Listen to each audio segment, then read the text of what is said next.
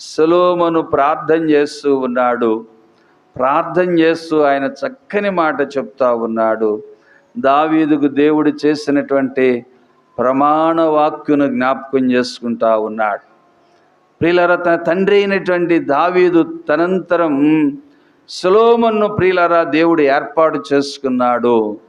ఇదిగో ఆయన తర్వాత, సొలొమోను తర్వాత ప్రియులారా తన బిడ్డల యొక్క ప్రవర్తనను గురించి, లేక ప్రియులారా తనంతరం దేవుని యొక్క ప్రియులారా సింహాసనం మీద కూర్చుండుట కొరకు దేవుడు ప్రియులారా నియమించినటువంటి ధర్మశాస్త్రాన్ని, దేవుని యొక్క ఆజ్ఞలను పాటించాలి అని చెప్పి దేవుడు తన దాసుని ద్వారా తెలియచేశాడు. మానవుని యొక్క హృదయాలన్నీ ఎరిగినటువంటి వాడు అనేటువంటి విషయాన్ని హిజ్కియా జ్ఞాపకం చేస్తూ ఉన్నాడు. దావీదు కూడా జ్ఞాపకం చేస్తూ ఉన్నాడు.